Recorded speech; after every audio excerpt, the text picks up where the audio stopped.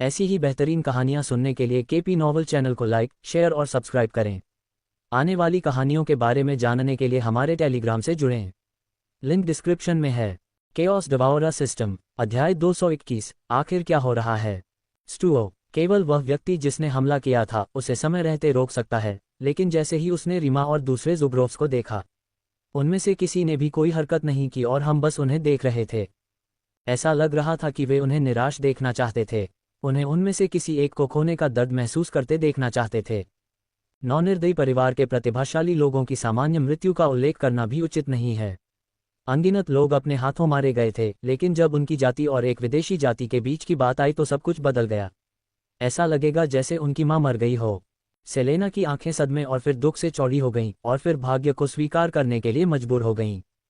ब्लेडलाइट उसकी आंखों से सिर्फ 1 इंच की दूरी पर थी और उसकी आंखें अभी भी सदमे से चौड़ी हो गई थीं। बूढ़ की बौछार उसकी आंखों में छलक गई, जो सदमे से चौड़ी हो गई थी, जब उसने आखिरी सेकंड में उसके सामने आए उस व्यक्ति को देखा जो उसके और उसकी मौत के बीच टेलीपोर्ट हो गया था।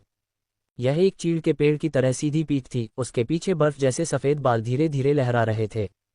उसकी पीठ उसकी ओर थी, जिससे उसे भ्रम हो रहा था कि यह एक अटूट पर्वत है जो कभी नहीं टूटेगा और चाहे कितनी भी खतरनाक स्थिति क्यों न हो, उसे सुरक्षा प्रदान करेगा। उसके हाथ ऊपर उठे हुए थे, उसने विशाल ब्लेड की रोशनी को कसकर पकड़ रखा था, उसके हाथों से खून टपक रहा था और उसकी आंखों पर छलक रहा था। क्रैक!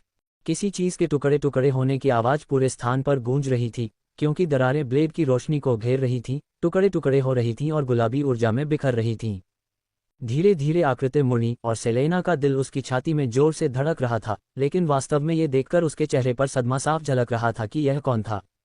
खोखली काली आंखें जो बिल्कुल भी रोशनी नहीं बिखेर रही थीं और एक सफ़ेद सुंदर चेहरा, एक लड़के के लिए थोड़ा बहुत स्टैंड। ये तुम हो, उसने कहा कि उसका शरीर धीरे धीरे उसके मानव रूप में वापस आ रहा था, क्योंकि उसने महसूस किया कि एक गर्म हाथ उसे राजकुमारी की तरह पकड़ रहा था, इससे पहले कि वह फर्श पर गिरती। हाँ, यह कोई और नहीं बल्कि ज़ेरास था। 3 मिनट पहले सेलेस्ट्रिया भाइयों की मृत्यु के साथ ज़ेरास एक बार फिर स्पष्ट रूप से सोचने में सक्षम हो गया, क्योंकि उसने दूर की ओर देखा। अब केवल उस एलियन जाति के विचार उसके दिमाग में आए जिससे वह अभी अभी मिला था, और उसकी भौहें आपस में सिकुड़ गईं। सामान्य रूप से उसे बिल्कुल भी परवाह नहीं थी, लेकिन 9 परिवारों की प्रतिभा की छवि, एलियंस के हाथों मरने की छवि उसके दिमाग में कौंध गई और उसे किसी तरह की अरुचि महसूस हुई। उन सींग वाले एलियंस के हाथों मरने वाले इंसान के बारे में सोचकर उसकी आंखों में अजीब गुस्सा चमक उठा और दूर से एक भयानक विस्फोट हुआ, जिसमें एक परिचित ऊर्जा भी शामिल थी जिसका उसने पहले भी सामना किया था। फिर भी उसकी आंखें भावहीन थीं, यह अभी भी आगे बढ़ने के लिए पर्याप्त नहीं थी जब तक कि उसके कानों में एक नाम नहीं गूंजा। क्विन! तुरंत जिस जमीन पर वह था वह स्पष्ट रूप से धंस गई, क्योंकि उसका शरीर विस्फोट की दिशा में तेजी से हवा में चीरता हुआ चला गया और वह ठीक समय पर पहुंचा और 9 परिवारों के प्रतिभाशाली लोगों को अपने हाथों की मुट्ठियां भींचते हुए देखा, क्योंकि उनके भीतर पागलपन और गुस्सा भड़क रहा था। जहां वे सब ध्यान लगा रहे थे, वहां एक अजीब सा विशालकाय सांप था और सींग वाली लड़की से एक ब्लेड की रोशनी उसकी ओर बढ़ रही थी। वह अचानक गायब हो गया, ब्लेड के सामने प्रकट हुआ, उसके हाथ फैले हुए थे और उसने उसे अपनी मुट्ठी में कसकर पकड़ रखा था। उसकी हथेली में कट दिखाई दिए, भयानक तीखेपन के कारण उसमें से खून बह रहा था, लेकिन ज़ेरास ने केवल खर्राटे लिए और अपनी हथेली को ब्लेड पर कसकर जकड़ लिया और फिर ताकत लगाए। क्रैक! चकनाचूर! तुरंत ये टुकड़ों में बिखर गया, क्योंकि उसने सांप को देखने के लिए मुड़कर देखा जो जल्द ही एक मानव आकृति में बदल गया और उसने उसे गिरने से पहले जल्दी से अपनी बाहों में उठा लिया। और अंदाजा लगाए क्या, ये सेलेना थी, हाइड्रा परिवार की वह कंजूस महिला। धीरे धीरे वह ठंडी राजकुमारी से चेलेरिया की ओर चला गया और उसने बेहोश सेलेना को उसकी बाहों में सौंप दिया, राजकुमारी से एक प्रशंसात्मक इशारा प्राप्त किया जिसकी आंखों के कोने से एक आंसू टपक रहा था। तुरंत उसकी आंखों ने 9 परिवार के प्रतिभाशाली लोगों को स्कैन किया, जल्द ही आंखों पर पट्टी बांधे लड़के को ढूंढ लिया, क्योंकि उसके लड़के ने अनजाने में राहत की सांस ली। अब क्या कोई मुझे समझा सकता है कि यहाँ क्या चल रहा है? ज़ेरस ने सभी 9 परिवार के प्रतिभाशाली लोगों के सामने खड़े मोटे व्यक्ति को देखने के लिए मुड़ते हुए पूछा। अचानक एक आवाज़ सीधे उसके सिर में गूंजी, जो किसी और की नहीं बल्कि आर्क्यूज की थी। 30 सेकंड से भी कम समय बाद ज़ेरास ने उन सींग वाले कमीनों को देखने के लिए मुड़ते ही चीज़ों का सार समझ लिया। अरे, धिक्कार है विदेशी जातियों पर! तुम सब एक जैसे हो, चाहे तुम किसी भी रूप में क्यों न हो, ज़ेरास ने दांत पीसते हुए कहा, जो उन्होंने किया उसके लिए घृणा महसूस करते हुए। तुरंत रीमा अपने समूह में वापस चली गई, क्योंकि ज़ुग्रोव्स की आंखों में निराशा के भाव चमक उठे। लेकिन ज़िराज कौन था? ऐसा लगता है कि हमारे पास एक विजेता है। आपकी मानव जाति हमारी टीम में सबसे कमज़ोर के खिलाफ हार गई। ये दिखाने के लिए पर्याप्त से अधिक है कि आप सभी सच्चे साधना पथ से कैसे भटक गए हैं। बस एक साइड नोट, रीमा ने अपनी पहली मुहर भी नहीं हटाई है और अभी वह अपनी पूरी ताकत का केवल आधा उपयोग कर रही थी। लेकिन हम दयालु होंगे और आपको अपने पंखों के नीचे स्वीकार करेंगे यदि आप हमारे अधीन सीखने के लिए तैयार हैं। अरे, बेशर्मी की बात करो। पृथ्वी के 40 परम प्रतिभाशाली लोग मौत की लड़ाई की तैयारी में एक ही समय में अपनी आभा छोड़ रहे थे। यहाँ तक कि ज़ुग्रोव्स के चेहरे पर भी डर का भाव आ गया था। ये जीवन और मृत्यु की लड़ाई है, इसलिए अपने दिमाग से निष्पक्षता की धारणा को निकाल फेंको। उनमें से प्रत्येक पर हमला करो, उन्हें मार डालो, फिर उन पर तब तक हमला करते रहो जब तक वे सभी मर न जाएं। इस तरह हम उन्हें जल्दी से मार पाएंगे और अनावश्यक मौतों से बच पाएंगे। उन्हें मार डालो। जैसे ही सुनहरे सींग वाले के मुंह से शब्द निकले, ज़ुग्रोव्स तुरंत 9 परिवारों के प्रतिभाशाली लोगों की ओर भागे। मार डालो। तुरंत 9 परिवारों के सभी प्रतिभाशाली लोग एक ही समय पर आगे बढ़े और दोनों समूहों के बीच लड़ाई शुरू हो गई। ज़ेरास लड़ाई को देखते हुए आर्क्यूल्स की तरफ पीछे हट गया और उसके चेहरे पर तुरंत मुस्कान आ गई। हो सकता है कि एलियन में से प्रत्येक 9 परिवार के प्रतिभाशाली लोगों से ज़्यादा शक्तिशाली हो, लेकिन वे उनसे उतने शक्तिशाली नहीं हैं। अगर 3-9 परिवार के प्रतिभाशाली लोग उन पर इकट्ठा होते तो उन्हें बिना किसी प्रयास के जल्दी से दबा दिया जाता और ठीक यही हो रहा था। मनुष्यों ने तुरंत ऊपरी हाथ हासिल कर लिया। क्या आप इसे महसूस कर सकते हैं? ज़ेरा के कानों के पीछे आवाज़ गूंजी जब वह आर्क्यूल्स को देखने के लिए मुड़ा और फिर अपना ध्यान वापस सुनहरे सींग वाले ज़ुग्रोव की ओर लगाया, जो अभी भी स्थिर था। हाँ, वह असीम रूप से शक्तिशाली है। हम में से किसी से भी ज़्यादा शक्तिशाली। ज़ेरास ने भौहें सिकोड़ते हुए कहा। वह वास्तव में इसे महसूस कर सकता था। अपनी अराजकता की आंख के साथ भी ज़ुग्रोव ने उसे एक अंतहीन सुनहरे समुद्र को घूरने का भ्रम दिया। यही कारण था कि मैं पहले कभी इस लड़ाई को नहीं चाहता था।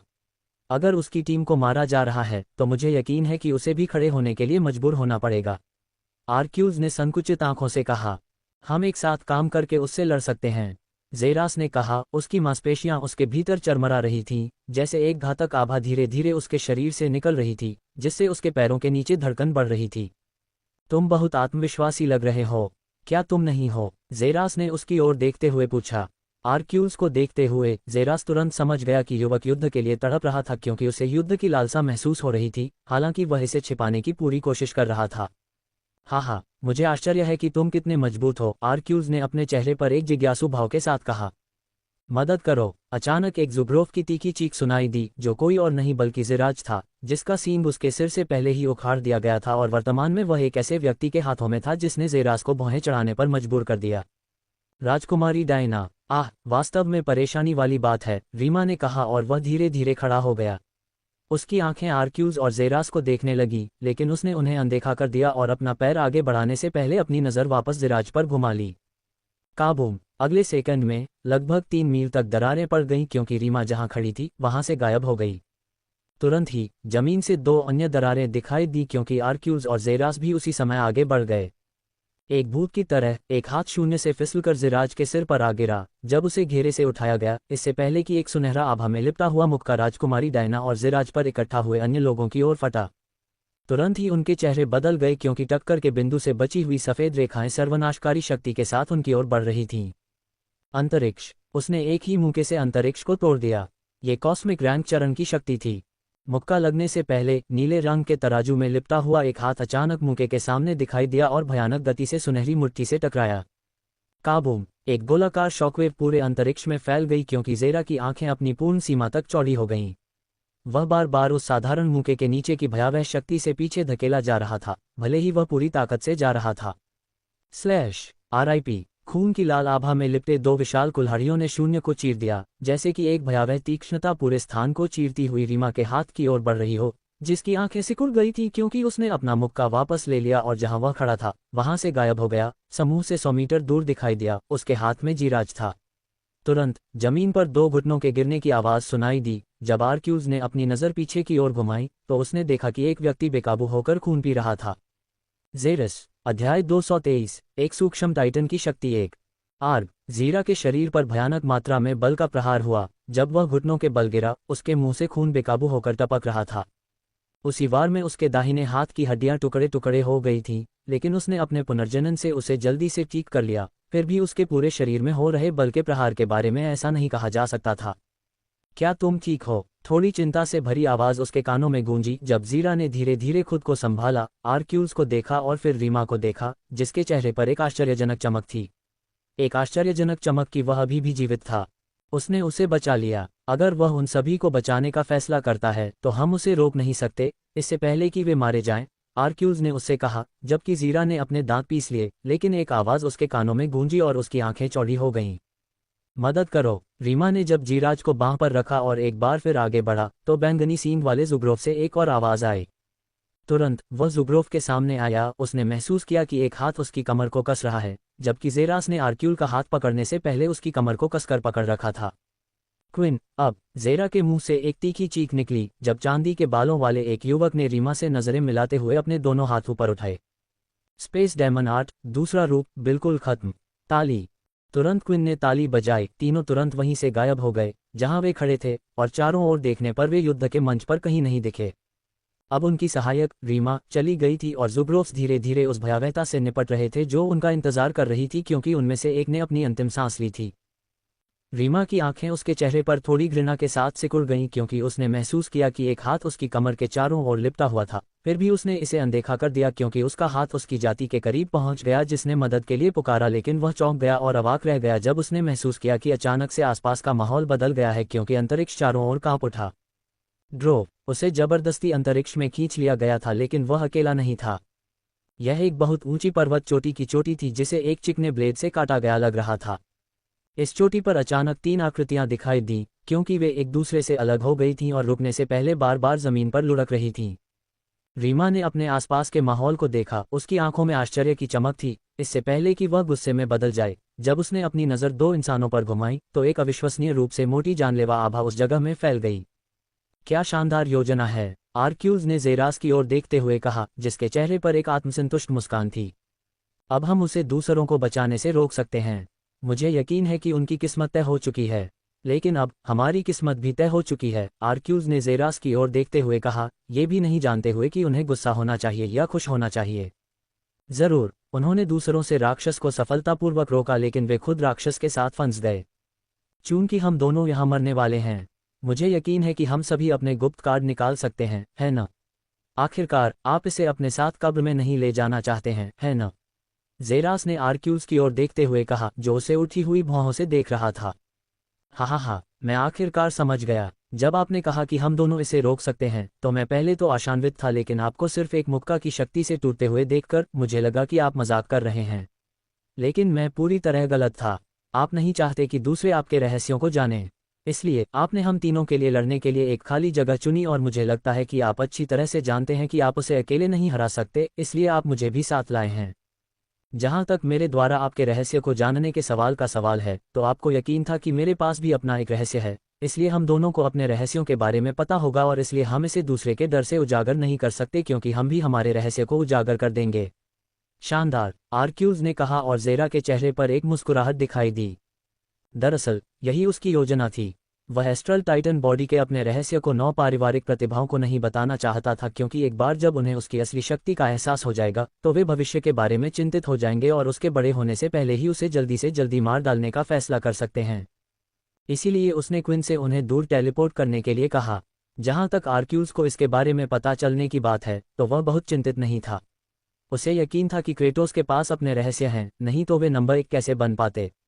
जब मौत का सामना होगा तो आर्क्यूज निश्चित रूप से इस रहस्य को उजागर करेगा। 9 परिवार के शीर्ष एक परिवार के रहस्य के बारे में दुनिया को न बताने के डर से उसे अपना रहस्य भी सुरक्षित रखना होगा। यही उसकी योजना थी।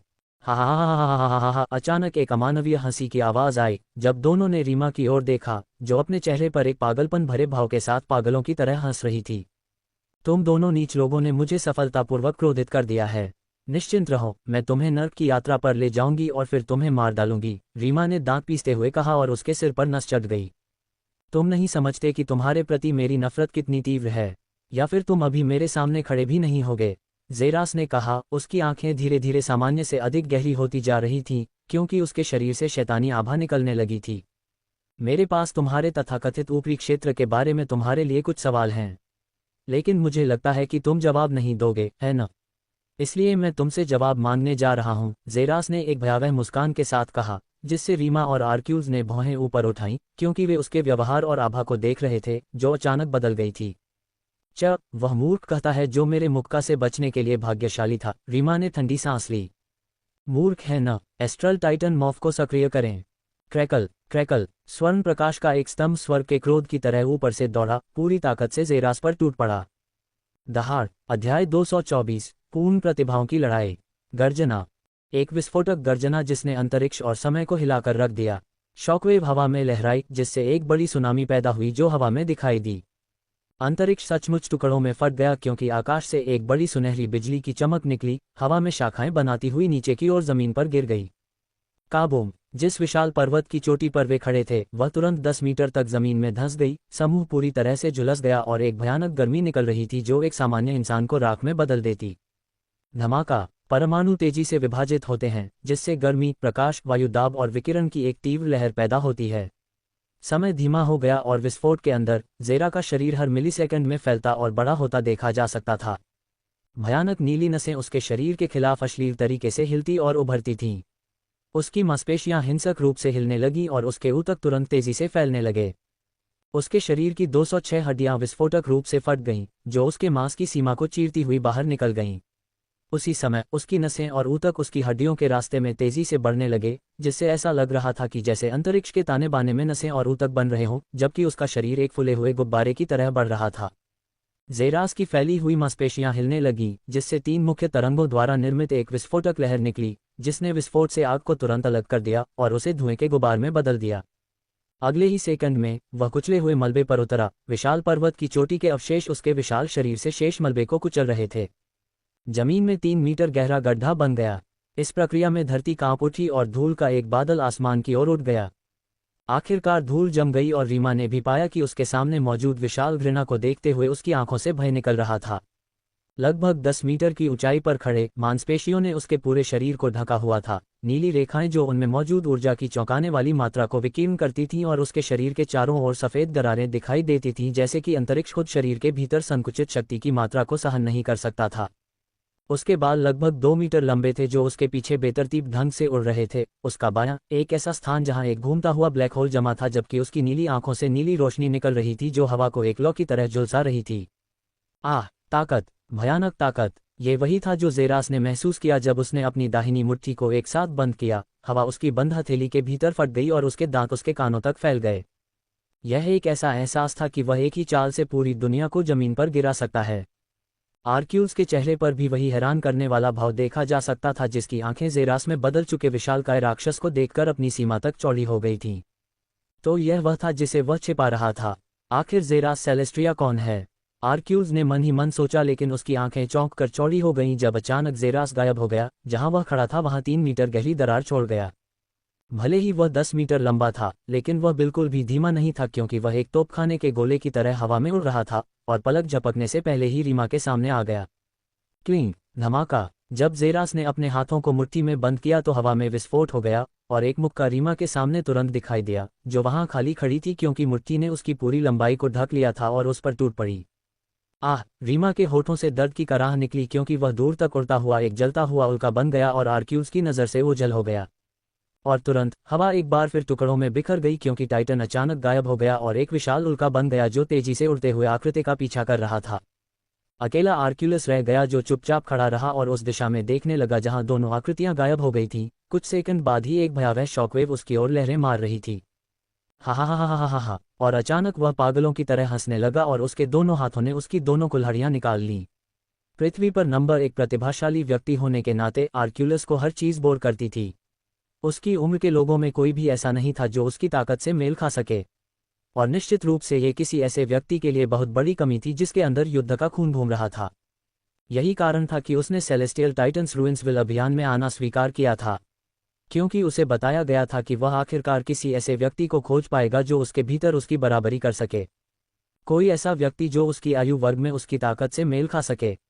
यही कारण था कि उसने आने का फैसला किया, और वह अपने आगमन के बाद से बहुत निराश था। अभी भी कोई ऐसा नहीं था जो उसके भीतर दिल को झकझोर सके।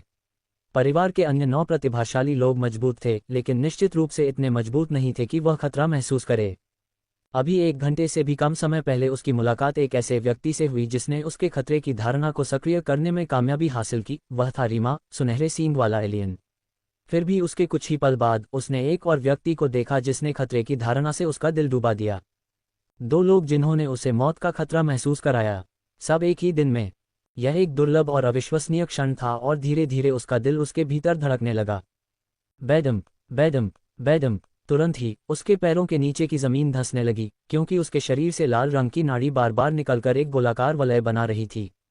उसकी 2 कुल्हाड़ियां खूनी लाल रोशनी से चमक उठी, उन पर रूनिक रेखाएं धीरे धीरे चमकने लगीं। और तुरंत ही उसने अपना सिर झुका लिया और लगभग जमीन को छूने लगा। बूम! उसकी आकृति तुरंत गायब हो गई और हवा में सैकड़ों छवियां छोड़ गई, क्योंकि वह 2 कोलोसल्स के करीब पहुंच गया था। रीमा ने खुद को हवा में चीरते हुए पाया, खुद को रोक पाने में असमर्थ था, क्योंकि भयानक घर्षण के कारण उसका शरीर तुरंत ही आग की लपटों में घिर गया। उसका शरीर जमीन पर धंस गया, जिससे 2 मीटर का गड्ढा बन गया, क्योंकि वह बार बार जमीन पर धंस रहा था। 1000 मीटर ऊंचे पहाड़ की छवि उसके आध्यात्मिक भाव में उभरी। जैसे ही उसका पैर जमीन में धंसा और उसमें बड़े बड़े गड्ढे बन गए और वह रुक गया, उसकी पीठ पहाड़ से सिर्फ 1 इंच की दूरी पर आ गई। फिर भी अगले ही पल उसे खून की खांसी हुई, क्योंकि वह पहाड़ में धंस गया था और उसमें धंस गया था। ब्लरग! Bang, bang, bang, bang, bang. ऐसा लगा जैसे किसी बच्चे को उसका पसंदीदा पंचिंग बैग मिल गया हो। अध्याय 225, शिमा की ताकत। ज़ेरास ने भयानक गति से मुक्का मारा। हवा भयानक गति के कारण चीखने और गड़गड़ाहट करने लगी। काबूम! शिमा के शरीर के फटने से पहाड़ पर चट्टानों की बौछार होने लगी और वह तुरंत जमीन पर गिर गया, क्योंकि उसने जमीन में 10 मीटर की दरार बना दी थी। ज़ेरास ने आगे की ओर लात मारी और अपने सामने की टूटी हुई चट्टान को उड़ा दिया जैसे ही वह खाई के किनारे पर पहुंचा। अराजकता की आंखों को सक्रिय करें। तुरंत उसकी नज़र अंधेरे में घुस गई और खाई के तल पर पड़ी एक खूनी आकृति पर ध्यान केंद्रित किया, मानो वह मर गई हो।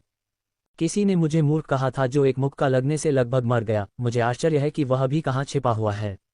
ज़ेरास ने मजाक में खाई की ओर देखते हुए आवाज़ लगाई जब उसकी पुतलियां सिकुड़ गईं, क्योंकि उसे अचानक पता चला कि वह खाली है। अपना सिर हवा में उठाते हुए उसने खून से लथपथ शिमा को देखा, जो खाई के दूसरे किनारे पर तैरने से पहले हवा में तैर रहा था। धीरे धीरे वह अपनी झुकी हुई अवस्था से उठा और ज़ेरास को देखने लगा, जो एक विशालकाय आकृति थी। फिर भी उसकी आंखों में कोई डर नहीं था, क्योंकि उसने अपने होठों से खून पोंछा। तुरंत उसके सींग से प्रकाश की सुनहरी किरणें निकलीं, जैसे भोर में धीरे धीरे उगता हुआ सूरज उसकी आकृति को सुनहरी रोशनी के लबादे में रोशन कर रहा हो। तुरंत उसके घाव भरने लगे और उसका खून बहता चेहरा ज़ेरा की संकुचित आंखों के ठीक सामने रुक गया। 3 सेकंड से भी कम समय में वह वापस सामान्य हो गया।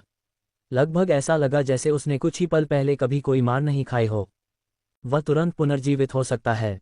ये थोड़ा परेशानी भरा हो सकता है। ज़ेरास ने शिमा की ओर देखते हुए मन ही मन सोचा, जो उसे ऊपर से नीचे तक देख रही थी। तुमने मुझे चौंका दिया, शिमा ने कहा, हालांकि उसके चेहरे पर आश्चर्य का कोई संकेत नहीं था। इसके अलावा मैं कभी गलत नहीं होता। तो तुम सच में मूर्ख हो। इससे पहले कि वह अपनी बात पूरी कर पाता, एक मुक्का उसके सामने प्रकट हुआ, जो सर्वनाशकारी शक्ति के साथ उसकी ओर झपटा। फिर भी उसकी ओर आ रही भयावह जानवर जैसी ताकत के सामने उसके होंठ हिले और फिर उसने अपने हाथ ऊपर उठाए। चमकता सितारा प्रेरित, पहला रूप, सुनहरा सितारा संदेशवाहक। तुरंत शिमा के सींग में एक चमकदार सुनहरी रोशनी चमक उठी और उसका रूप तेजी से बदल गया। उसके पुराने चांदी के वस्त्र वाष्पित हो गए, उनकी जगह एक सुनहरे रंग का कवच आ गया, जो रात में सितारों की तरह चमकते हुए चमकीले सूक्ष्म प्रकाश से भरा हुआ था। उसके हाथों के इर्द गिर्द सुनहरे रंग के तराजू तेजी से बढ़े, एक चमकदार रोशनी बिखेरते हुए उसकी हवा 1.5 मीटर तक बढ़ गई और दिन के उजाले में खूबसूरती से चमक उठी। यह एक पल से भी कम समय में हुआ। एक स्पष्ट अभिव्यक्ति के साथ उसका दाहिना हाथ आगे बढ़ा और सभी 5 उंगलियां विशाल मुक्का की ओर बढ़ीं। लहर, अपेक्षित विनाशकारी विस्फोट नहीं हुआ, इसके बजाय एक गोलाकार लहर बनी, जैसे कि एक शांत नदी पर पानी की एक बूंद गिरने पर बनती है। और ज़ेरास ने पाया कि वह अपने रास्ते में ही रुक गया है। उसकी आंखें तश्तरियों की तरह चौड़ी हो गई हैं। पूरी तरह से उदासीन भाव के साथ उसने अपनी हथेली से विशाल मुट्ठी को रोक दिया। इससे पहले कि ज़ेरास अपने सदमे से उबर पाता, उसने अचानक महसूस किया कि उसकी एक उंगली खुल गई है, क्योंकि शिमा ने उसे पकड़ लिया। धमाका! एक विशाल शरीर तुरंत हवा में उछल गया और ज़ेरास अपने पैरों से उछल गया और उड़ गया। हवा में तेजी से उड़ते हुए शिमा की आकृति धीरे धीरे एक छोटे से बिंदु में बदल गई। फिर भी उसे अपने सिर के पिछले हिस्से में दर्द महसूस हुआ, क्योंकि एक पैर उसके सिर के पिछले हिस्से में घुस गया और उसे वापस जमीन में धंसा दिया। आर्क्यूज, यह मुझे बेकार समझने की तुम्हारी सज़ा है। आर्क्यूज ने कहा और उसने अपने विशाल सिर को पहले से ही स्वर्ग को चुनौती देने वाली अपनी गति को बढ़ाने के लिए एक मंच के रूप में इस्तेमाल किया। शिमा के ऊपर पहुंचकर, जो अब एक जीवित सितारे का अवतार लग रहा था, उसकी दो कुल्हाड़ियां तुरंत भयानक ताकत के साथ आगे की ओर फट गईं। शिमा के नीचे की जमीन टुकड़ों में बिखर गई जैसे कि कांच की बनी हो। काबूम! एक विनाशकारी विस्फोट हुआ, हथियारों के आपस में टकराने की आवाज गूंजी और दो आकृतियां तेजी से पीछे की ओर भागीं। आखिरकार आर्क्यूज ने अपने हाथ में बजने वाले कंपन को रोक लिया, क्योंकि खून बह रहा था, और वह जेरास के पास आकर रुक गया। वे दोनों आगे की ओर देखने लगे, जहां शिमा दिखाई दे रहा था। उसके हाथों में 1 मीटर लंबी सुनहरी तलवार थी और उसकी भावनाहीन सुनहरी रोशनी वाली मशाल उनकी दिशा में घूर रही थी। बेवजह हमला मत करो, तुम जानवर। तुम सिर्फ ऊर्जा बर्बाद कर रहे हो। तुम्हारा रूप वाकई शक्तिशाली है, लेकिन मुझे यकीन है कि इसे बनाए रखने के लिए बहुत ज्यादा ऊर्जा की जरूरत होगी और जल्द ही तुम्हारी ऊर्जा खत्म हो जाएगी। यही बात उसके लिए भी कही जा सकती है। उसका रूप भी तेजी से उसकी ऊर्जा को सोख रहा है। उसके सीन को देखो, आर्क्यूज ने कहा। जेरा की आंखें सिकुड़ गईं और उसने शिमा के सीन को देखा। इसमें से सुनहरी रोशनी पागलों की तरह तीव्रता से फूट रही थी। फिर भी जेरास ने देखा कि उसके सीन का कुछ हिस्सा काला पड़ने लगा था। यह उसकी ऊर्जा के धीरे धीरे कम होने का संकेत था। दूसरे शब्दों में, ये लड़ाई इस बात की भी हो सकती है कि कौन सबसे ज्यादा समय तक टिक सकता है। हालांकि मैं सच में चाहता हूं कि यह कभी उस हद तक न पहुंचे। फिर भी अपनी ऊर्जा के इस्तेमाल के प्रति सचेत रहें, आर्क्यूज ने चेतावनी दी। जब शिमा धीरे धीरे उनकी ओर बढ़ने लगा, उसके कदम तेजी से बढ़ रहे थे और जल्द ही उसने हवा में छवियां छोड़ दीं। वह ये भी जानता था कि उसका झिलमिलाता सितारा रूप बहुत ज्यादा ऊर्जा को खत्म कर देता है और वह इसे ज्यादा से ज्यादा 30 मिनट तक ही बनाए रख सकता है। इसलिए उसने इस लड़ाई को जितनी जल्दी हो सके खत्म करने की योजना बनाई। तुरंत ही दोनों ने भी उसकी ओर गोली चलाई, क्योंकि ऊपर से एक कुल्हाड़ी उसकी ओर ब्लेड भगवान के क्रोध की तरह फटी। झिलमिलाता सितारा हमला। तुरंत ही उसकी तलवार शक्तिशाली सुनहरी रोशनी से चमक उठी, क्योंकि उसका कटाना तेजी से आगे की ओर वार करता हुआ वापस अपने म्यान में चला गया। एक साधारण स्टार रैंक वाला जागृत व्यक्ति भयानक गति के कारण ब्लेड को अपने म्यान से बाहर निकलते हुए भी नहीं देख पाएगा। तुरंत एक विशाल तलवार की प्रेत रोशनी जो क्रिम्सन कुल्हाड़ी की ओर बढ़ी। काबूम! अर्कुल की आंखें चमकीली लाल हो गईं, क्योंकि उसने अपने दांतों को कसकर उस तलवार की छवि पर दबाया जो उसे धीरे धीरे ऊपर की ओर धकेल रही थी। धमाका! रीमा के बगल की जगह फट गई, क्योंकि एक मुक्का उसकी आंखों के सामने बड़ा हो गया। आखिरी सेकंड में उसे रोकने के लिए उसने अपने कटाना को दोनों हाथों से मुश्किल से उठाया। अपनी नज़र को विशाल मुट्ठी से परे उसके पीछे की आकृति पर ले जाते हुए उसने अपनी भावहीन आंखों को जेरास पर फेंका। एक ही चाल का 2 बार उपयोग करना। तुम सच में मूर्ख हो, उसने मजाक उड़ाया। तुम भूल रहे हो कि मेरे पास 2 हाथ हैं, बेवकूफ। काबूम! अध्याय 226, क्रेटोस परिवार का रहस्य। काबूम! एक विनाशकारी शॉकवेव दुनिया भर में फैल गई, जब एक मुक्का भयानक गति से शिमा के चेहरे पर लगा। चमकता हुआ प्रेरित कला, दूसरा रूप, चमकता हुआ अवरोध। शब्द शिमा के होठों से निकले जैसे ही जेरा की मुट्ठी अवरोध से टकराए। Crack crack crack boom! तुरंत अवरोध पर दरारें दिखाई देने लगीं और उसके चारों ओर तेजी से फैलने लगीं, इससे पहले कि वह टुकड़ों में फट जाए। तुरंत शिमा ने अपने बाएं पैर में ताकत लगाई और आसानी से 10 मीटर पीछे की ओर बढ़ गया। तुरंत उसका पैर नीचे उतरा, वह एक एयरटाइट स्थिति में आ गया। उसकी तलवारें उसके पीछे कसकर पकड़ी हुई थीं। बूम! उसके नीचे की जमीन धंस गई, क्योंकि वह जेरा की आंखों के ठीक सामने गायब हो गया। चमकता हुआ प्रेरित कला, तीसरा रूप, चमकता हुआ सितारा प्रहार। तुरंत ही शिमा की तलवार से सुनहरी रोशनी की एक विशाल किरण फूट पड़ी और आर्क्यूज के सामने प्रकट हुई, जिसकी आंखें तश्तरियों की तरह चौड़ी हो गईं। तेज! ये बहुत तेज है। तलवार की किरण एक सुनहरी नदी के सुंदर भ्रम की तरह थी जो धीरे धीरे उसकी ओर बह रही थी, लेकिन अचानक, जैसे ही वह हमले की ओर आगे बढ़ा, उसकी कुल्हाड़ी उसके हाथों में दिखाई दी। कोई प्रतिरोध नहीं था। तुरंत आर्क्यूज दूर तक लड़खड़ाता हुआ चला गया, उसके पैर जमीन पर बड़े बड़े गड्ढे बना रहे थे। जल्द ही जेरास और शिमा की छवि गायब हो गई, क्योंकि उसे तलवार की रोशनी से दूर और दूर धकेला जा रहा था। वह मुझे दूर धकेलने और पहले मजबूत से निपटने की कोशिश कर रहा है। यह विचार आर्क्यूल के दिमाग में गूंजा और उसके माथे पर लाल नस दिखाई देने लगी। शुरू में मैं सोच रहा था कि मुझे इसका इस्तेमाल करने की जरूरत नहीं पड़ेगी, लेकिन आपने मुझे कोई विकल्प नहीं दिया। सीमक अनलॉक। पहला सीमांकक, शक्ति का सीमांकक। आर्क्यूल के शरीर पर अचानक नसें उभर आईं, जो नमक के संपर्क में आए कीड़े की तरह इधर उधर घूम रही थीं। उसके पैर कुछ सेकंड के लिए हवा में उठे, फिर उसने जोर से उसे जमीन पर पटक दिया, जिससे उसकी पीछे की ओर की गति रुक गई। गर्जना। जब उसने कुल्हाड़ी में अपनी पूरी ताकत लगाई, तो उसके मुंह से शॉकवेव निकली और तलवार की रोशनी तुरंत मक्खन में चाकू की तरह 2 टुकड़ों में कट गई। जब उसने अपनी हर नस में विस्फोटक शक्ति महसूस की तो उसके मुंह से सफ़ेद गैस निकली। तुरंत उसने अपनी नज़र दूर की ओर घुमाई और वह झुककर बैठ गया। धमाका! जब वह दूर में गायब हो गया तो जहां वह खड़ा था वहां खिले हुए कमल के आकार की धूल उड़ रही थी। शिमा ने उस युवक को दूर उड़ते हुए देखा और खुद से ठंडी सांसें लीं। छी! कमज़ोर! किसी अजीब कारण से वह क्रूर युवक से खतरे को भांप सकता था और उससे सावधान भी होने लगा था, लेकिन उसे एक ही तलवार के हमले से दूर उड़ता हुआ देखकर वह उसे अनदेखा करने लगा। अब जब तुम्हारा कमज़ोर दोस्त चला गया है तो क्यों न हम आखिरकार पूरी ताकत लगा दें, शिमा ने पूछा और धीरे धीरे ज़ेरास की ओर मुड़ा। उसकी पूर्व हत्या की मंशा की जगह अविश्वसनीय युद्ध की लालसा ने ले ली। कोई भी दिखावा नहीं था, कोई भी चालबाजी नहीं थी। ज़ेरा के पैरों के नीचे दरारें दिखाई दी क्योंकि उसने एक बार फिर हवा में क्षैतिज रूप से लेटे हुए एक और मुक्का मारा और उसने मुक्के में अपना सब कुछ झोंक दिया। उसकी मुट्ठी के चारों ओर हवा चीख रही थी, जमीन फट रही थी और गड़गड़ाहट हो रही थी। यह उसके पिछले हमलों से बिल्कुल अलग स्तर पर था। अच्छा, वाकई अच्छा। शिमा के चेहरे पर एक मुस्कान दिखाई दी जो उसके कानों तक फैल गई जब उसने अपनी तलवार उठाई। सुनहरी रोशनी ने तुरंत उसके ब्लेड को ढक लिया, इससे पहले कि वह नीले रंग की मुट्ठी पर तेजी से नीचे की ओर वार करे। धमाका! ज़ेरास के 3 कदम पीछे हटते ही धूल का एक गुबार हवा में उड़ गया, फिर भी वह जहां खड़ा था वहां से गायब हो गया क्योंकि उसकी मांसपेशियां हिट गईं और उसके भीतर सिकुड़ गईं, इससे पहले कि वह एक और स्वर्ग को हिला देने वाला मुक्का छोड़े। चमकता हुआ प्रेरित कला, 5वां रूप, एक चमकते हुए सितारे का अंत। हवा में एक कोमल फुसफुसाहट गूंज उठी जब शिमा के ब्लेड के सामने एक गोलाकार सुनहरी गेंद दिखाई दी। तलवार को उसकी ओर इंगित करने से गोलाकार गेंद ज़ेरास की ओर बाहर की ओर बढ़ी। उसका मुक्का गेंद की ओर बढ़ रहा था जब अचानक उसने अपने हाथों को पीछे खींच लिया क्योंकि ज़ेरास तेजी से गेंद से पीछे हट गया। उसके सिर के किनारे से पसीना टपक रहा था।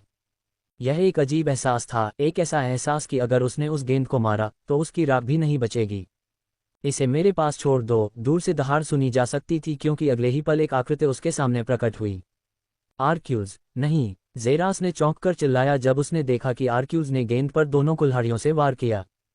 तुरंत उसकी कुल्हाड़ी गेंद में धंस गई जिससे सिर्फ एक घाव हुआ, लेकिन वह बीच तक भी नहीं पहुंची। इससे पहले कि ज़ेरास को बहुत डर था, वह होने लगा। गेंद बड़ी और बड़ी होने लगी और ज्यादा अव्यवस्थित। इसमें कोई संदेह नहीं कि जल्द ही विस्फोट हो जाएगा। फिर भी आर्क्यूज ने 1 इंच भी पीछे नहीं हटे हुए जोर से दहाड़ लगाए। लिमिटर अनलॉक, दूसरा लिमिटर, लिमिटर ऑफ स्पीड। ज़ेरास के लिए यह ऐसा था जैसे आर्क्यूज ने अचानक 100 और हाथ बढ़ा लिए हों, क्योंकि वह इतनी तेजी से वार कर रहा था। उसने हवा में 100 कुल्हाड़ियों का भूत छोड़ा और गेंद को पूरी तरह से टुकड़ों में काट दिया, इससे पहले कि वह फट जाए, जिससे वह बस धूल में मिल गई। ज़ेरा की चौंकी हुई आंखों के ठीक सामने वह गेंद जिसे उसने महसूस किया था कि वह उसे राख में बदल देगी, आर्क्यूज द्वारा आसानी से टुकड़ों में काट दी गई। कैसे? तुम अचानक इतने मजबूत कैसे हो गए? ज़ेरास ने अपने चेहरे पर शुद्ध सदमे को छिपाने में असमर्थ होकर पूछा। धीरे धीरे बढ़ते आर्क्यूज के पीछे की ओर देखते हुए वह उन भयानक लाल और गहरे नसों को देख सकता था जो उनमें अविश्वसनीय मात्रा में शक्ति से भरी हुई थीं। उसकी त्वचा पहाड़ से काटे जाने जैसी थी, जो अविश्वसनीय रूप से चट्टान की तरह सख्त हो गई थी और आर्क्यूज के वहां खड़े होने से उसे एक खड़े हुए क्रूर देवता का आभास हो रहा था। उसने पहले से प्रकट की गई तुलना में सैकड़ों गुना अधिक खतरनाक वाइब्स दिए। कितना दिलचस्प है, आपके पास लिमिटर्स की शक्ति है। कोई आश्चर्य नहीं कि मैं अपने सिर के पीछे अपने बालों को बढ़ते हुए महसूस कर सकता था। शिमा ने खुद से हंसते हुए कहा और आर्क्यूज को देखने के लिए मुड़ा। द लिमिटर्स की शक्ति, लिमिटर्स की शक्ति? ज़ेरास ने चकित होकर पूछा। हाँ, लिमिटर्स की शक्ति। आपके हैरान भाव से अंदाजा लगा रहा हूँ। मैं कह सकता हूँ कि यह आपके ग्रहलोक में बहुत दुर्लभ है, शिमा ने कहा जब ज़ेरास ने अपना ध्यान उसकी ओर केंद्रित किया। सीमिकों की शक्ति एक विशेष शक्ति है जिसका उपयोग केवल कुछ ही लोग कर सकते हैं, यहाँ तक कि उच्च क्षेत्र में भी। ऐसा कहा जाता है कि जब कुछ लोग जन्म लेते हैं तो वे दूसरों की तुलना में अधिक ताकत के साथ पैदा होते हैं। इसलिए प्रकृति द्वारा उन पर सीमाएं लगाई जाती हैं। उनमें से कुछ लोग अपनी बंद सीमाओं की शक्ति के बारे में तब तक नहीं जान पाएंगे जब तक कि वे मर नहीं जाते, जबकि केवल कुछ ही लोग जान पाते हैं। लेकिन जो लोग अपनी सीमाओं को अनलॉक कर सकते हैं, वे प्रकृति द्वारा उन्हें दी गई अपनी प्राकृतिक शक्ति का उपयोग करने में सक्षम होंगे। इस शक्ति के साथ अनलॉक की गई सीमा वाला व्यक्ति उसी अवस्था में 4 अन्य लोगों को आसानी से हरा सकता है। क्या? ये सुनकर ज़ेरास पूरी तरह से चौंक गया और आर्क्यूज की ओर देखने लगा, जिसने अजीब तरह से बातचीत में बाधा नहीं डाली। अविश्वसनीय है न? इसलिए कुछ लोग जो कहते हैं कि प्रकृति सभी के लिए उचित है, वे बहुत मूर्ख हैं। प्रकृति के भी अपने पसंदीदा हैं, लेकिन जबकि सीमाओं की शक्ति वास्तव में अविश्वसनीय है, उनकी एक घातक कमजोरी है और वह ये है कि वे अपने उपयोगकर्ता से जीवन शक्ति चूस लेते हैं। जीवन शक्ति? हाँ, जीवन शक्ति। उनके शरीर में संग्रहित ऊर्जा प्रकृति की सीमा नहीं है। वे जितना ज्यादा ऊर्जा का दोहन करने की कोशिश करते हैं, उतनी ही ज्यादा उनकी जीवन शक्ति खत्म हो जाती है। कुछ लोग अपनी सारी जीवन शक्ति खर्च कर देते हैं और फिर भी अपने अंदर संग्रहित आधी ऊर्जा का दोहन नहीं कर पाते। शिमा ने आगे बोलने से पहले थोड़ा रुक कर कहा, लिमिटर्स की शक्ति को अनलॉक करने की कला ऊपरी क्षेत्रों में भी निषिद्ध कला है। जहां तक इस बात का सवाल है कि आप इस तरह की कला को कैसे प्राप्त कर पाए, ये वास्तव में मुझे आश्चर्यचकित करता है। इस कला के साथ कोई भी व्यक्ति बहुत शक्तिशाली सैनिकों का एक विशाल समूह आसानी से खड़ा कर सकता है। मुझे आज आप लोगों से वाकई बहुत बड़ा झटका लगा है। शिमा ने इस कला की क्षमता के बारे में जो कुछ कहा, उसे सुनकर ज़ेरा की आंखें पहले से ही चौड़ी हो गई थीं, जिससे वह आर्क्यूल्स को दूसरी बार देखने के लिए मुड़ा। तो ये क्रेटोस परिवार का रहस्य है। उनके पास लिमिटर्स को अनलॉक करने की गुप्त कला है। क्रेटोस परिवार की क्षमता लिमिटर्स है। ये जानकारी अविश्वसनीय के करीब थी, ये देखते हुए कि तथाकथित ऊपरी क्षेत्र में भी लिमिटर उपयोगकर्ता कितने दुर्लभ हैं। यह कोई आश्चर्य की बात नहीं थी कि क्रेटोस परिवार 9 परिवार के प्रतिभाशाली लोगों में नंबर 1 पर राज कर सकता था। लेकिन ज़ेरा को और भी ज्यादा झटका शिमा से लगा, जो आर्क्यूल्स के लिमिटर उपयोगकर्ता होने से ज्यादा परेशान नहीं थी। मुझे आश्चर्य है कि तुम ये सब जानते हो और फिर भी डर से कांप नहीं रहे हो। आर्क्यूल के मुंह से आवाज निकली जैसे ही वह धीरे धीरे युद्ध की मुद्रा में आया। जैसा कि मैंने कहा, लिमिटर उपयोगकर्ता शक्तिशाली होते हैं, लेकिन वे अपनी शक्ति के लिए जीवन शक्ति का आदान प्रदान करते हैं। ज्यादा से ज्यादा आप कमजोर होकर मरने से पहले 1 मिनट तक जीवित रह सकते हैं। लिमिटर की शक्ति को अनलॉक करने की कला ऊपरी क्षेत्रों में भी निषिद्ध कला है। जहां तक इस बात का सवाल है कि आप इस तरह की कला को कैसे प्राप्त कर पाए, ये वास्तव में मुझे आश्चर्यचकित करता है। इस कला के साथ कोई भी व्यक्ति आसानी से अत्यंत शक्तिशाली सैनिकों का एक विशाल समूह खड़ा कर सकता है। मुझे आज आप नीच लोगों से वाकई बहुत बड़ा झटका लगा है। ये जानकारी अविश्वसनीय के करीब थी, ये देखते हुए कि तथाकथित ऊपरी क्षेत्र में भी लिमिटर उपयोगकर्ता कितने दुर्लभ हैं। यह कोई आश्चर्य की बात नहीं थी कि क्रेटोस परिवार 9 परिवार के प्रतिभाशाली लोगों में नंबर 1 पर राज कर सकता था। मुझे आश्चर्य है कि तुम ये सब जानते हो और फिर भी डर से कांप नहीं रहे हो।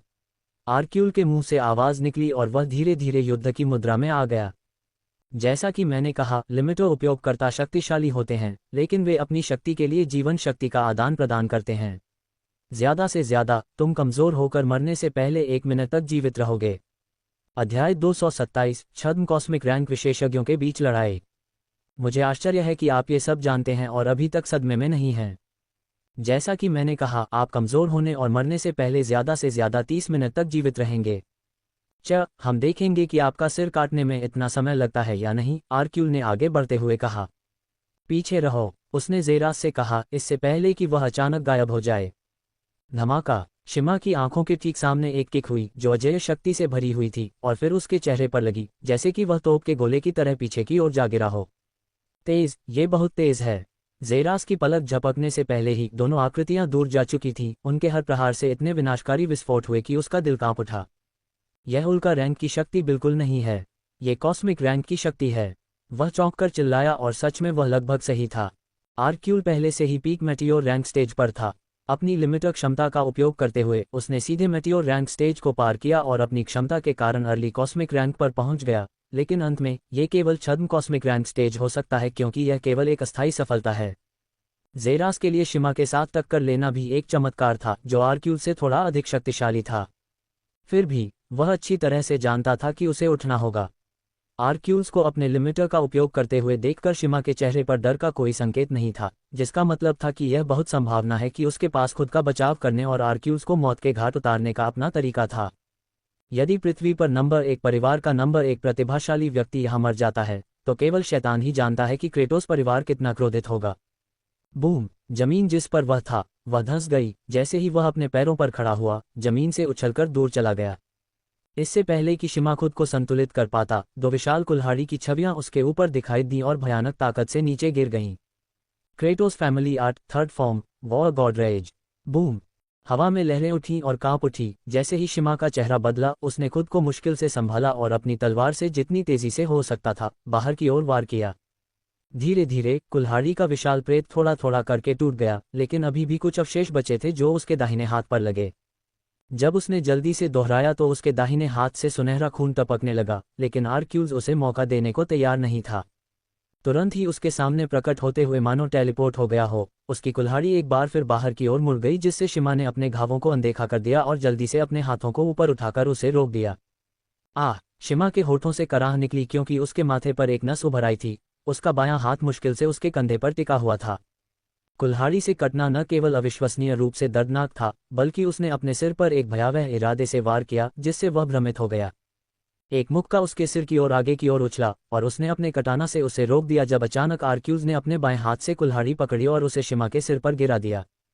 खून की धार फूट पड़ी और उसके बाद एक वस्तु जमीन पर गिरी। सीन के आकार की एक वस्तु। काबूम! एक विनाशकारी शॉकवेव हवा में लहराई जब एक लात शिमा के सिर पर लगी और उसे जमीन में धंसा दिया। आर्क्यूज ने सीन के टुकड़े को देखा और फिर खाई की ओर देखने लगा। किनारे पर एक हाथ धीरे धीरे उसमें से रेंगता हुआ बाहर आ रहा था। एक खूनी आकृति जिसका पूरा चेहरा और लबादा खून से लथपथ था। धीरे धीरे जमीन से उठते हुए शिमा ने सीन को देखा जो आर्क्यूल के पैरों के ठीक सामने था। उसका चेहरा इतना बदल गया कि वह एक भयानक राक्षस जैसा लग रहा था। उसके चेहरे पर भयानक नसें उभरी हुई थीं और उसकी त्वचा खून से लाल हो गई थी। क्या तुम्हें पता है कि तुमने अभी क्या किया है? शिमा ने धीरे धीरे उभरते भूकंप की तरह उसकी आवाज से पूछा। मुझे पता है, मैंने तुम्हें अभी अभी अपंग कर दिया है, आर्क्यूल ने जवाब दिया क्योंकि उसकी कुल्हाड़ी उसके हाथ से फिसल गई थी।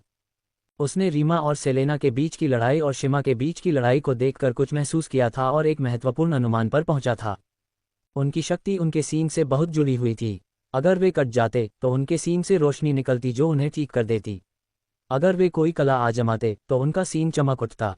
जब भी वे कोई बड़ी चाल चलने की कोशिश करते तो उनका सींग हमेशा चमक उठता। तभी उसके दिमाग में यह विचार आया, क्या होगा अगर उसने सींग काट दिया? तो क्या इसका मतलब यह नहीं है कि वे अपनी शक्ति का स्रोत खो देंगे? और शिमा के भयानक हाव भाव को देखते हुए वह बता सकता था कि यह सच था। धीरे धीरे वह अपने घुटनों पर गिर गया क्योंकि उसके शरीर पर भयानक नसें धीरे धीरे गायब हो गईं और उसकी कुल्हाड़ी जमीन पर गिर गई। वह अपनी सीमा तक पहुंच गया था। शिमा ने लिमिटर कला चूसने वाली जीवन शक्ति के बारे में जो कहा वह सच था और क्रेटोस परिवार भी इस बात से अवगत था। अपने जीनियस को अत्यधिक उपयोग के कारण अचानक मरने से रोकने के लिए उन पर एक सील लगाई गई थी जो उनके जीवन शक्ति के खतरनाक स्तर पर पहुंचने पर तकनीक को स्वचालित रूप से रद्द कर देगी।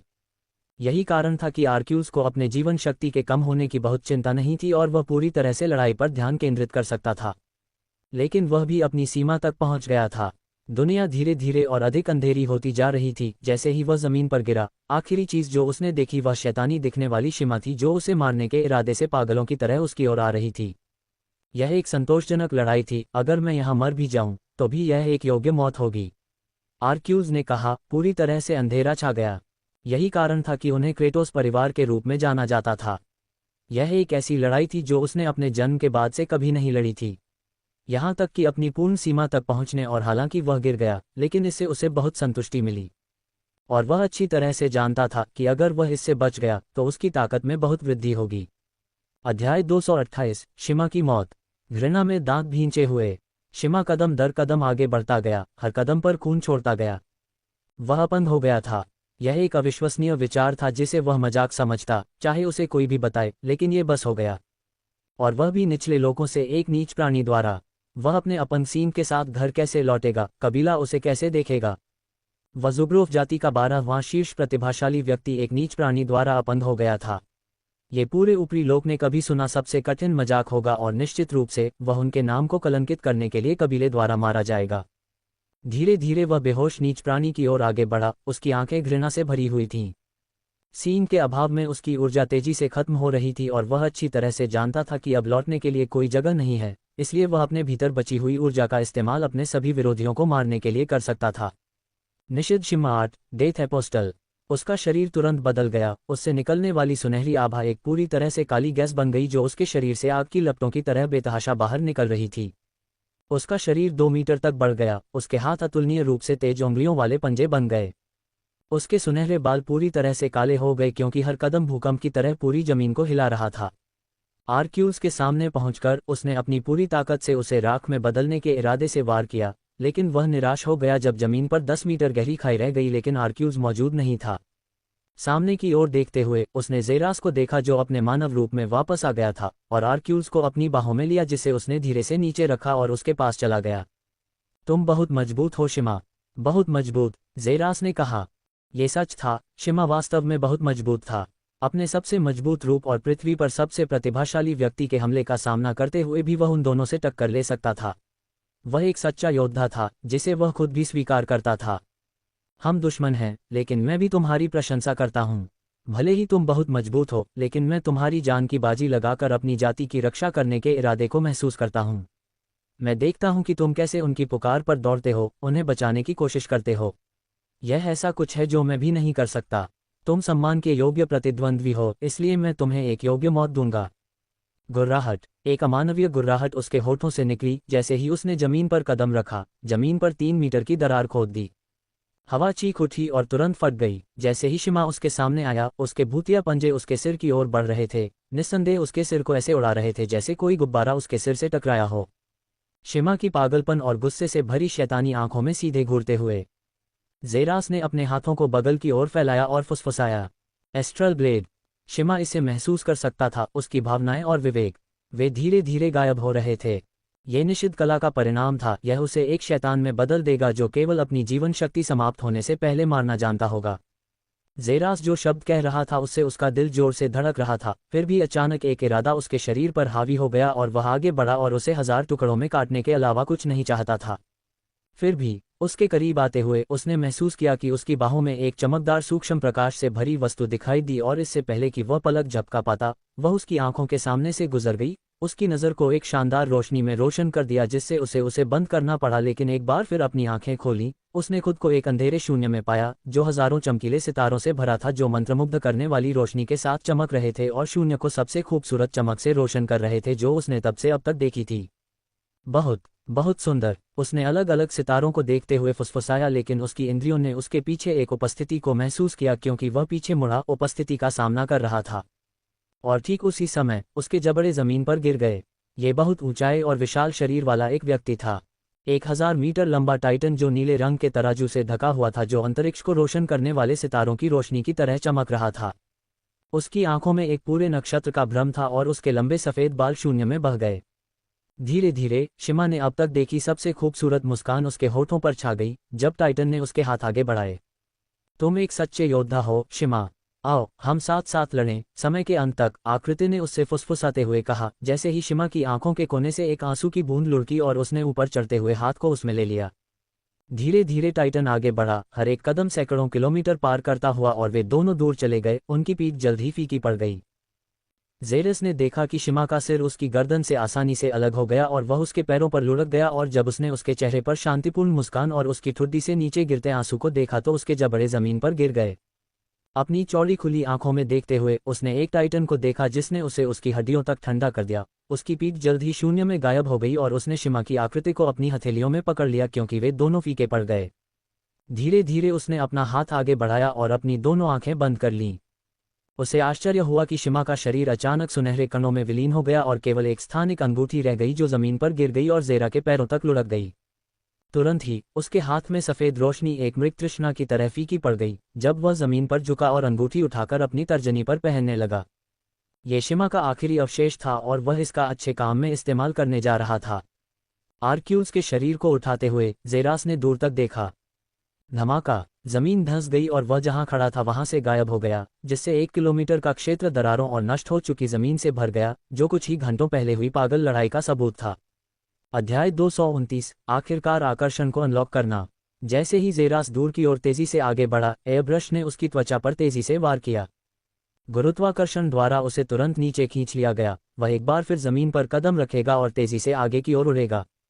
ज़ेरास के लिए यह सबसे करीबी चीज थी जो हवा में तेजी से आगे बढ़ने के दौरान खुद को उड़ाने में सक्षम बना सकती थी। कल्टीवेटर चरणों में प्रगति का मतलब था प्रकृति को और भी अधिक चुनौती देने की क्षमता। एक बार जब कोई स्टार रैंक चरण से उल्का रैंक चरण में आगे बढ़ता है तो वे अपने ऊपर गुरुत्वाकर्षण को कम महसूस करेंगे और बेहद हल्के हो जाएंगे। एक बार जब वे कॉस्मिक रैंक चरण में कदम रखते हैं तो गुरुत्वाकर्षण भी एक साधारण उपद्रव से ज्यादा कुछ नहीं होगा और वे हवा में उड़ने की क्षमता हासिल कर लेंगे। अराजकता की आंखों को सक्रिय करें। उसकी आंखें दूर से झांकती हैं क्योंकि उसने जलते हुए धुएं और अराजक ऊर्जा के अवशेषों को अभी भी हवा में मौजूद देखा। पहाड़ के किनारे उतरते ही उसने तुरंत अपनी स्थिति बदली और पहाड़ को लात मार कर गिरा दिया क्योंकि वह विनाशकारी क्षेत्र के करीब पहुंच गया था। पूरे 9 परिवार के प्रतिभाशाली लोग मरते हुए कुत्तों की तरह जोर जोर से हौंफते हुए जमीन पर देखे जा सकते थे। उनके चारों ओर ज़ुग्रोव्स के 8 शव थे, जिन सभी पर एक ही तरह की चोट थी। उनके सींग फटे हुए थे। 8 ज़ुग्रोव्स के अलावा एक ज़ुग्रोव्स था जो बेहोश हो गया था। बैंगनी सींग वाली एक मादा ज़ुग्रोव्स। अचानक वे सभी अपने सिर दूर की ओर झुकाते हैं, जहां एक वस्तु भयावह गति से उनकी ओर बढ़ती दिखाई देती है। धमाका। धूल का एक बादल हवा में उड़ता हुआ समूह से 10 मीटर दूर उतरता है, जिससे वे सभी चौंककर उछल पड़ते हैं, उनकी आंखें सिकुड़ जाती हैं। धीरे धीरे धूल साफ हुई और यह एक आकृति थी जिसे उन्होंने पहचान लिया। एक आकृति जो EIA की वर्दी पहने हुए थी और अपनी बाहों में एक आकृति को उठाए हुए थी। ऐसा लगता है कि आप सभी ने बहुत बढ़िया काम किया है, ज़ेरास ने उनकी दयनीय नज़रों पर हंसते हुए कहा। 9 परिवारों के जीनियस का अभिमान कोई सीमा नहीं जानता था, क्योंकि उन्हें लगता था कि वे दुनिया में सबसे शक्तिशाली हैं, लेकिन अब जब वे ज़ुग्रोव्स का सामना कर रहे थे तो उनका अभिमान हावी हो गया, क्योंकि उनके पास अपनी मौत से बचने के लिए उनमें से किसी एक पर दयनीय तरीके से हमला करने के अलावा कोई विकल्प नहीं था। यह उनके लिए एक अच्छा सबक होगा कि वे अपने अहंकार को कम करें और भविष्य में ऐसी शर्मनाक स्थिति से बचने के लिए उनमें और भी अधिक मजबूत होने की भावना पैदा करें। ज़ुग्रोव्स के साथ मुठभेड़ हालांकि नकारात्मक लग रही थी, वास्तव में इसके अपने लाभ थे। ज़ेरास ने बर्बर दिखने वाले क्रेटोस परिवार के जीनियस की ओर बात की और आर्क्यूल के बेहोश शरीर को उन्हें सौंप दिया। उसने शिमा को हराया लेकिन होश भी खो दिया। उसने समझाया क्योंकि उसने देखा कि क्रेटोस परिवार के जीनियस की भौहें तुरंत उठ गईं। बेशक, उसने उस कचरे को हरा दिया। हमारे युवा मास्टर से और क्या उम्मीद की जा सकती है। वे सभी गर्व से झूम उठे, फिर भी सावधानी से उसके हाथों से शरीर ले लिया। हाँ, वह कचरा, ज़ेरास ने मजाक में सोचा लेकिन कुछ नहीं कहा। क्या उन्हें कोई चोट लगी है? उसने क्विन से पूछा, जो अचानक उसके पास टेलीपोर्ट हो गया। हाँ। कौन? अंडरवर्ल्ड परिवार का दूसरा जीनियस। क्विन ने अंडरवर्ल्ड परिवार की ओर देखते हुए जवाब दिया, जो सभी उदास मूड में थे क्योंकि ज़ेरास ने उन्हें देखा और पाया कि केवल एक व्यक्ति गायब है। क्या वह लानत वाला साइको है? मेरा मतलब है युवा मास्टर ऑड्रे।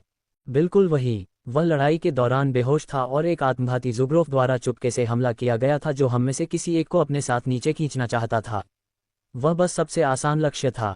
उस मनोरोगी बेवकूफ़ को धिक्कार है। वह किसी न किसी तरह से पहले ही मर गया होता। अच्छा है, वह एलियंस के कारण मर गया। धिक्कार है। नींद में मरना, कितना भाग्यशाली कमीना। ये वास्तव में दुखद है। ज़ेरास ने क्विन से सिर हिलाते हुए कहा।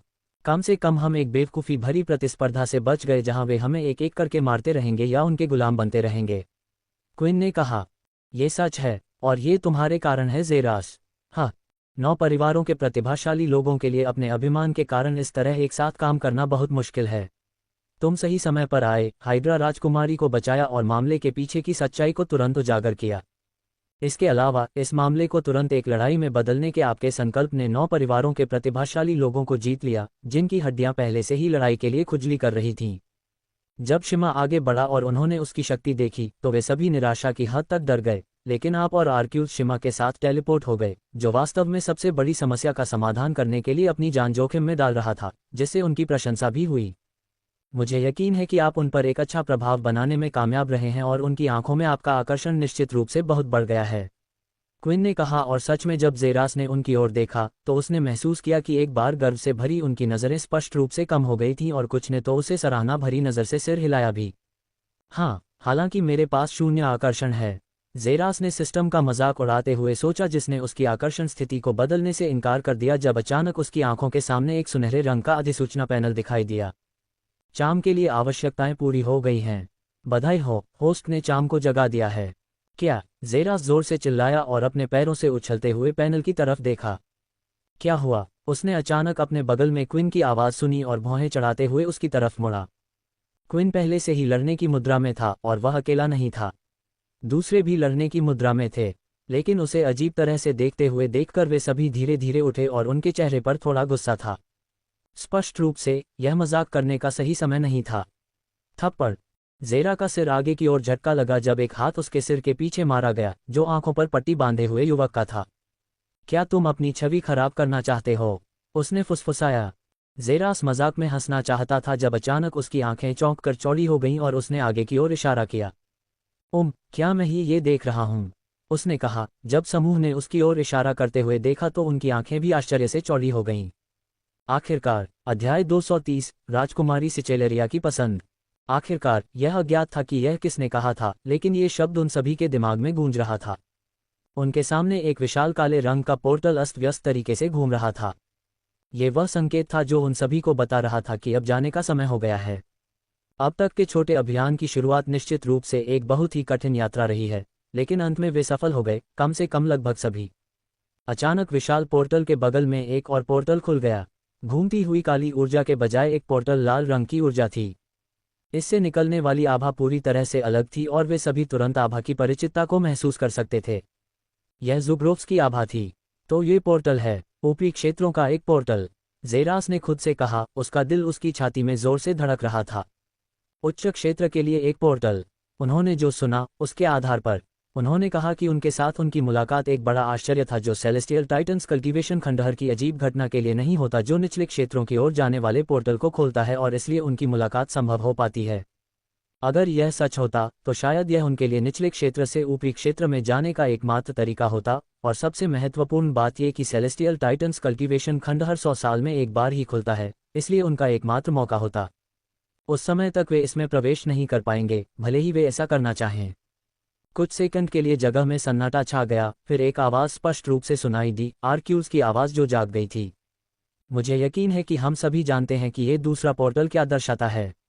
मुझे यकीन है कि हम सभी ऊपरी क्षेत्रों में जाने के लिए ललचा रहे हैं, जो निस्संदेह एक बेहतर जगह होगी। शायद आकाशगंगा रैंक चरण की तुलना में खेती का उच्च स्तर और खेती में बहुत तेज सुधार होगा। मैं भी इस तरह के प्रस्ताव से आकर्षित हूँ, लेकिन मैं इस तरह के कदम से बचना चाहूँगा। आप सभी देख सकते हैं कि ज़ुग्रोव्स ने हमारे साथ कैसा व्यवहार किया। यह एक साधारण कारण से था, हम निचले लोगों से थे। उनसे हम पहले से ही अनुमान लगा सकते हैं कि वहां पहुंचने के बाद हमारे साथ कैसा व्यवहार किया जाएगा। गुलामों से भी कमतर। इसके अलावा ये हमारे विकास को आगे बढ़ाने के लिए एक सरल अभियान था, न कि हमें हमेशा के लिए छोड़ देना। यह अनुभव पहले कुलपतियों के कानों में जाना चाहिए, उसके बाद ही उनका निर्णय लिया जाएगा।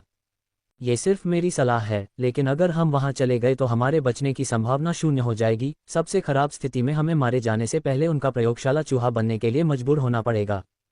आखिरकार अब आपको ही चुनना है। आर्क्यूज ने मानव पोर्टल की ओर बढ़ने से पहले अपनी बात समाप्त की। उसके पीछे उसके साथी चल रहे थे और उनकी आकृति तुरंत फीकी पड़ गई। अन्य 9 परिवार समूह तुरंत आगे बढ़ने लगे क्योंकि वे सभी पोर्टल में प्रवेश कर गए थे। क्विन भी उनके साथ चले गए और जल्द ही केवल हाइड्रा परिवार और ज़ेरास ही रह गए। महिलाओं पहले, ज़ेरास ने मुस्कुराते हुए कहा। जब हाइड्रा परिवार ज़ेरा की चौकस निगाहों के नीचे पोर्टल की ओर बढ़ रहा था, वह भी वापस जाने के लिए तैयार था, तभी अचानक हाइड्रा परिवार रुक गया और इसका कारण कोई और नहीं बल्कि राजकुमारी सिचेलरिया थी, जो उस समय लाल पोर्टल को घूर रही थी। जब ज़ेरास ने सुंदर राजकुमारी की पीठ की ओर देखा तो चुप्पी छा गई। तभी उसकी कोमल आवाज़ गूंजी, जिससे ज़ेरास को लगभग खून की खांसी आ गई। तुम लोग मेरे बिना जाओ। क्या केवल ज़ेरास ही नहीं, बल्कि उसके पीछे चल रहे हाइड्रा परिवार के अन्य प्रतिभाशाली लोग भी सदमे में चिल्ला उठे। मैं ऊपरी क्षेत्र के लिए जा रहा हूँ, तुम लोग मेरे बिना जाओ, यह एक आदेश है। तुरंत वे सभी सदमे में वहीं खड़े हो गए जहां वे थे। राजकुमारी सिचेलरिया, कृपया ऐसा न करें, ये बहुत खतरनाक है और बहुत सारे अज्ञात लोगों से भरा है। लाल बालों वाली सेलेना ने समझाने की कोशिश की, लेकिन उसे बीच में ही रोक दिया गया। मैंने अपना चुनाव कर लिया है, अब जाओ, उसने ठंडे स्वर में आदेश दिया, जबकि हाइड्रा परिवार के चेहरों पर आंसू बह रहे थे, लेकिन वे आगे बढ़ते हुए अपने होंठ काट रहे थे। माँ से कहो कि मैं जल्द ही वापस आऊंगा, उसने कहा जब हाइड्रा परिवार के प्रतिभाशाली लोग पोर्टल में गायब हो गए। अब ज़ेरास और राजकुमारी सिचेलरिया अकेले रह गए थे। तुम्हें भी चले जाना चाहिए, उसने पोर्टल की ओर बढ़ने से पहले कहा। तभी अचानक एक हाथ ने उसे पीछे से पकड़ लिया। क्या तुम बुढ़ापे में चली गई हो या तुम नहीं सुनती कि आर्क्यूल ने क्या कहा? मैंने अपना चुनाव कर लिया है। तुम्हारा चुनाव मौत के समान है। जब तुम ज़ुग्रोव्स के नेताओं से मिलोगी तो तुम उन्हें क्या बताओगी? तुम उनके गायब होने को कैसे समझाओगी? क्या तुम जानती भी हो कि उस पोर्टल के पीछे क्या है? क्या तुम उनके नियमों को समझती हो? तुम्हें क्या लगता है कि वे खुले गले से तुम्हारा स्वागत कैसे करेंगे? तुम ये जानते हुए जाना चाहती हो कि वे तुम्हारे गले में जंजीर डालकर तुम्हारा स्वागत करेंगे? और सबसे महत्वपूर्ण बात, क्या तुम ये सब पीछे छोड़ने को तैयार हो? तुम्हारी माँ घर पर तुम्हारा इंतजार कर रही है, तुम्हारा कबीला तुम्हारा इंतजार कर रहा है, अपने भावी कुलपति का इंतजार कर रहा है। तुम सब कुछ पीछे छोड़कर अज्ञात में जाने को तैयार हो? ज़ेरास ने गुस्से में अपनी आवाज़ में पूछा। तुम नहीं समझती। बेशक, मुझे समझ में नहीं आता कि कोई व्यक्ति अपनी मौत की ओर क्यों जा रहा है। यह मेरा एकमात्र मौका है। राजकुमारी सिचेलरिया अचानक चिल्लाए और ज़ेरास का सामना किया, जिसका चेहरा आंसुओं से बहते सुंदर चेहरे को देखकर सदमे से भर गया। मेरे पास कोई दूसरा विकल्प नहीं है। यह मेरे जीवन का एकमात्र मौका है। मैं आप सभी की तुलना में अलग हूँ। मुझे अपनी बीमारी से निपटने के लिए अपनी दूसरी जातियों कोलोसल डिवॉयर्स को ढूंढना होगा। तुम्हारी जो भी बीमारी है उसका इलाज यहाँ किया जा सकता है। तुम्हें लगता है कि मैं सब कुछ छोड़ने को तैयार हूँ? क्या तुम्हें लगता है कि मैं तैयार हूँ? एक हाथ ने अचानक उसे आगे खींच लिया और वह गर्म आलिंगन में आ गई। सिस्कियां जेरास की वर्दी पर आंसू के मोती में दाग लगा रही थीं जो उसकी वर्दी से नीचे बह रहे थे। सब ठीक हो जाएगा, उसने धीरे से फुसफुसाया जबकि राजकुमारी सिचेलरिया ने अपना सिर हिलाया। ये ठीक नहीं होगा, मेरे पास ज्यादा समय नहीं बचा है। धीरे धीरे उसके आलिंगन से अलग होकर वह पोर्टल की ओर बढ़ी, लेकिन इस बार जेरास ने उसे नहीं रोका। पोर्टल से एक कदम दूर वह अचानक रुक गई और उसकी ओर मुड़ गई। सेलेना को बचाने और मेरी देखभाल करने के लिए धन्यवाद। मैं वादा करती हूँ कि मैं सुरक्षित रहूंगी, उसने कहा। उसके चेहरे पर एक चमकदार मुस्कान दिखाई दी। जेरस बस वहीं सुन्न होकर खड़ा रहा जब अचानक उसने एक कदम आगे बढ़ाया और तुरंत उसके सामने आ गया। उसका हाथ पकड़कर उसने अपनी स्टोरेज रिंग निकाली और धीरे से उसे उसकी उंगलियों में डाल दिया। इसे अपने साथ ले जाओ, यह एक महत्वपूर्ण क्षण में तुम्हारी जान बचा सकता है, जेरस ने कहा और उसे अपनी स्थानिक अंगूठी दी जिसमें प्रशिक्षक मोनिका और उसके दोस्तों द्वारा उसे दी गई सभी चीजें और मधुमक्खियों से चुराया गया शक्तिशाली उपचार शहद भी था। धन्यवाद, जेरस। पोर्टल में पूरी तरह से गायब होने से पहले ये उसके अंतिम शब्द थे।